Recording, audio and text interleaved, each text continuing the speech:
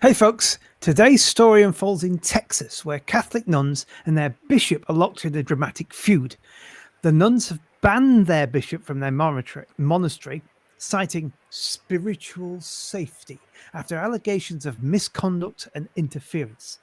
It's a battle of claims and counterclaims. The bishop accused the head nun of breaking her vow of chastity with a priest from outside, leading to legal battles and even an excommunication warning. But wait a minute, is this really about religious convictions? Or could there be a power struggle at play? The situation has turned so intense that the Vatican got involved. Join us as we unravel this captivating tale of religious turmoil and conflicting authority.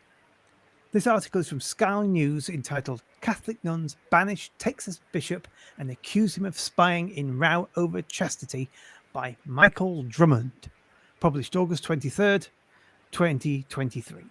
It's all a bit of a mess and I'd like some help to untangle it, to be quite honest. So I don't know, who should I go to first? I don't know, Phil? What's going on? Help me out here. This bishop has been really problematic. From it seems, as you said correctly, that he has this habit of getting into a lot of controversy, especially towards members of the clergy and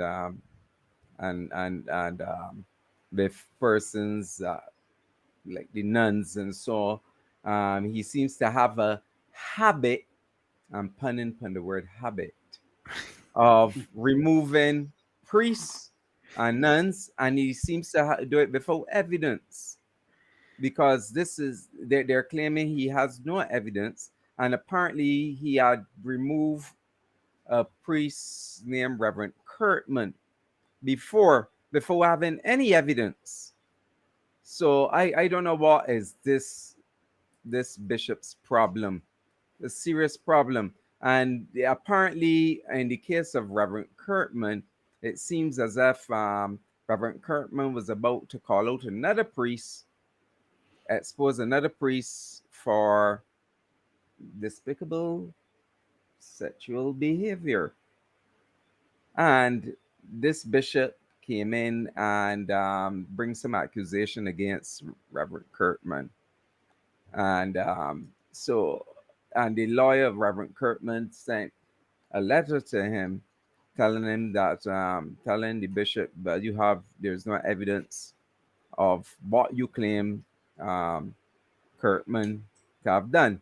And looking at this article here now too, it seems as if the bishop said that the nun may have. That indicates that you don't really have good evidence if you have to say may have done such and such. So something is wrong here with this bishop. It has me puzzled. What do you think about that infidel? Well, I gotta say, we did an episode about the Catholic Church starting down the road to ban transgender care, and I think it's called "Praise Be to Thanks Be to Prejudice." And Olson, he's on the committee that's going to ultimately make that decision, and then he made the comment that gender ideology was preying upon transgender people. So it looks like he's just up to his own thing, and that is to be himself. To do horrible things and to say horrible things in the guise of leadership. Now, he does have a knack for pissing people off. There are websites dedicated to wanting to remove him for different things he's done, and just demolishing churches, firing other people, certain very questionable behavior. But the truth be told, I really don't care much about whether the nun was right, wrong, or what his particular behaviors are. The truth is almost any time I can see division among the believers, I'll take that. That's a win, because this is just something that, go ahead and count me in. Now, to me, what I really get though is the feel that this comes across. I've seen this on a nature show. We have a beach walrus trying to protect his harem of nuns from an invading priest from another parish. It just reeks of somebody just trying to throw their weight around and trying to dominate. And while I'm glad to see the nuns step back and step up to him, the truth is this is really an interpolitics thing that breaking it down to he got wind of a nun doing it with an outside priest, and he goes into jealousy mode. He steals her computer, her iPad, and her mobile phone. Then he goes around stalking and supposedly monitoring what she does after this. The nuns tell her to fuck off. You're not my dad. Father. And of course, then Olson pulls the Christian victim card. I'm hurt as a friend that they're treating him this way. And then, of course, excommunication for all. It sounds pretty much like what we expect. Listen to me. What I say is right. What you say doesn't matter. And at the end of the day, even if I'm wrong, well, you're going to hell anyway. Excommunication for everyone. Who cares? So, yeah, I'm glad to see the nuns pushing back. But come on, we know what this guy is about. We've talked about not only the Catholic Church many times, we've talked about him specifically. He's just doing it again, up to his old tricks. Helen? So, I actually felt kind of a little bit inspired by this article because it was nice to see the nuns pushing back. And as a former Catholic, I know all about the misogyny in the church. So it was nice to see the nuns like, no, dude, you are crossing boundaries. He was spying on them and spreading rumors and trying to cause discourse within the monastery. It was a whole thing, just because he thought there was a competitor. And to be fair, not to be fair, but I want to point out the hypocrisy of this, because if the nun did have sex with a priest, it was 2 consenting adults. Okay. I'm not a big fan of calling out sexual impurity in the religion when guess what? The Catholic Church has done some really, really bad things. So, maybe you should keep your mouth shut. Okay. And not go around, passing judgment. Hey, kettle, me pot. Pretty much. And I think that's, this just shows the hypocrisy that is coming up. And I also, because being a nun already is a second-class citizen state within the Catholic Church, because, you can be celibate to God and do charity works and things like that, but you can't have any sort of leadership. You can't lead mass. You can't hear confession. You can't do any of these things. Basically, you are a servant to the church, but you can't have any agency. And the fact that these nuns were like, we're done, and they booted him, which I think is something to be commended. Obviously, I hate the Catholic Church. I consider it a criminal organization, but I will always give points to people standing up like, we're not going to put up with the crap anymore. No matter what institution, if they're being treated unfairly. So that's kind of my perspective on it. I felt I felt a little bit inspired, and I was like, yay, go feminism. So that's where I was. Anyway, Richard, I'm sure you got more to say about this. Yeah. This. He actually, I don't know who's ever seen Father Ted, the comedy series, but he reminds me of a character called Bishop Brennan, who eventually gets kicked up the arse, but that's a whole other story. But in the way that he seems to be really stuck up, there's one of the things that people are angry with him about is a couple of priests decide to make a bit of homebrew beer, and apparently he told on them and wanted them kicked out of being priests. Have an ale, man. Sounds like you need one. Come on. I don't remember Catholics being particularly against having a drink. It's, my mum was Catholic and they could down it with the best of them, really. So I don't know what that's all about. It's not like they're into temperance or anything. So, but he just seems like a class one jerk. And it is kind of cool that the nuns have had enough and they're pushing back. And they seem to be a kind of nun who are used to their autonomy, used to being pretty much left alone, and when this guy comes along and sees that, goes, there are some women who will not do as I tell them. I'm going to see to that. That's not going to happen anymore.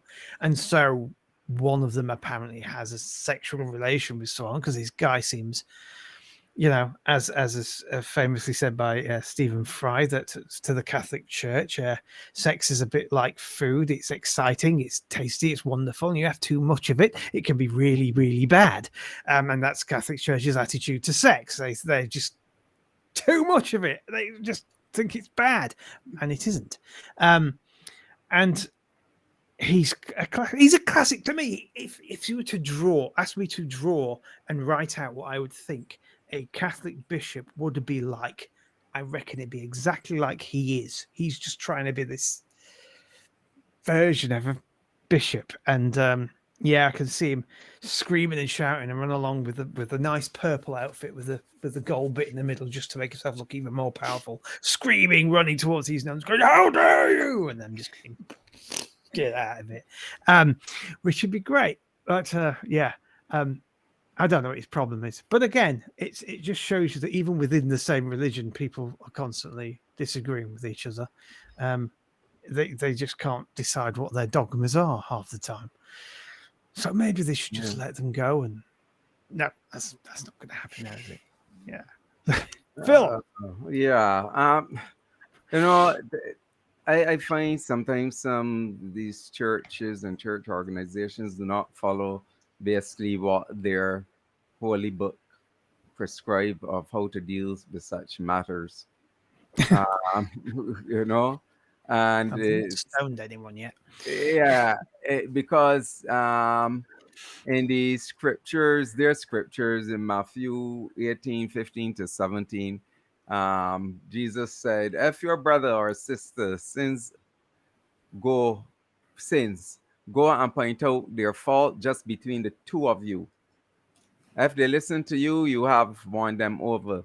But if they will not listen, take one or two others along, so that every matter may be established by the testimony of 2 or 3 witnesses. If they still refuse to listen, tell it to the church. And if they refuse to listen even to the church, treat them as you will a pagan or a tax collector. And based on these things here that have been happening, especially with this bishop, he seems not to follow his scriptures, as to how to deal with matters like these. And it is so funny, and the thing is, what is the problem with the nun getting her groove on with her priest? It seems it seems as if, because the problem is, especially when you have this thing about celibacy, it creates this sex-starved position. And so if it did happen, and they had the nun and the priest, they had holy delight ice cream. Come on. But the church, we know that the church loves to control people's natural desires, sexual desires. Which one, I think it's Darwin termed it the God virus. In this case, I can call it the God sex virus. They have to control people's desires, want to control what people do, as consenting adults and so on. It is, the church really gets their knickers in a twist, and the bishop really and truly did not follow the guidance of his so-called holy scriptures. What do you say about that, Helen? Well, I was going to go. I want to hear what Glenn has to say first, because I have a new thought that I'm forming in my brain, and I want to make sure I have all the notes. Okay, so I'll go ahead and buy time for Helen while she's Thank you. Please formulating do. her thoughts. Any time, I'm there for you. Now, I have to say that it's hard for me to say whether this bishop's following protocol or not, because uh, the truth is that protocol typically in the Catholic Church is, other than when it comes to hide the predators, it comes to what I say. Because at the end of the day, while the nuns are supposed to have autonomy, it does look like the Pope himself and the is leaning towards the bishop's way, and the truth is that's really to be expected. I mean, at the end of the day, do we really think that the Pope is going to let some woman win the argument? I mean, I hate to put it that way, but let's not kid ourselves. That's the truth. I mean, it's bad enough that we're ignoring, let the woman keep silent. So come on, we're going to let them tell the archbishop and the bishop to shut up, to stay away. No, I think unfortunately this is going to go the wrong way. At the end of the day, though, that might serve the best interest of everyone, because propping up these type of organizations, we look at these nun structures and we look at them being held up in some esteem for sacrificing their lives to do all this. Really, we're glorifying poverty. We're glorifying, self-denial. We're encouraging and we're teaching value to things that really there's not a value there. Now, don't get me wrong, that doesn't mean let's go follow the bishop's way, because, well, we know he's a piece of shit too. But the truth is that, this infighting between themselves, maybe it'll cause some other young woman who's thinking, maybe I don't want to become a nun. And maybe that's maybe that's really the game, because if some woman can go live her life and whatever that's with and whomever that's with, and she can have all the sex she wants to with whomever she wants without having to worry about Bishop Olson deciding that she did something wrong and now I need your phone like you're a teenager. Come on, give me a break. The Catholic Church, I would say they're better than that. No, they're actually they're far worse. So I won't lie and say they're better than that. But yeah, +1 for the Catholic Church exposing themselves. They're pretty good at that too, but that's another story. But yeah, let's let them expose themselves for what they are, and maybe let the younger generation go, you know what, hard pass. And speaking of pass, Helen, have you formed that thought? Oh, I did. So I was kind of sitting here, all my former 90s goth will remember the song Christian Woman by Typo Negative. And that's all I kept thinking about when I was reading this damn story. I was like, you get it, girl. You get it. And that's what I was thinking about, because there's so much sexual shame within the church. Thank you, Paul, for being the first incel and then affecting a whole religion with your bad ideas. Oh, joy. And this is the thing that drives me crazy. They're still trying to hold on to these terrible ideas. I mean, at least in non-denominational forms of religion, you're allowed to have sex. You're allowed to get married. It's not restrictive. I'm not saying it's a good thing. I'm just, doing a little bit of a comparison. Don't eat it. I mean, but I'm just like, and that's the thing that's so crazy, because our sexual desire is part of what makes us human. Besides, make babies or not, but it reduces stress, helps us be more healthier, helps us bond with, our partners. There's all these benefits to it, who hasn't masturbated, because they couldn't sleep at night and they're like, I need to relax, and you have an orgasm, you fall asleep. It's great. So I'm just saying that maybe we shouldn't be, repressing people, being able to like chill out. And I'm really glad that these nuns were like, no, screw you, man. It's too far. You've done too much overreach, and we're done. So that's kind of, my last thoughts, comments on this particular topic. So, anyway, Richard, did you want to say anything else before we move on? Not much. It's just I always assumed that it was a kind of an open secret that nuns generally would find ways to, let's just say, relieve their urges, either as a solo act or as part of a duo. It was a kind of a thing that was an open secret with ones I knew. Same with the monks, but the Blackfriars of Cambridge, there's some stories I could tell you. But yeah, it is all about this Catholic obsession with sex as a bad thing and trying to control what the body does. Almost every evil thing that church has ever done seems to come back to that in one form or another, depending on whose body they're trying to control. And in this case, it's a classic. It's a classic textbook. It's actually for them. Actually, it's kind of mild, this story. So Yeah. Phil, Well, we're Yeah. moving. We're gonna move on now. So if you want to see more from the nonprofits, click here, or click here.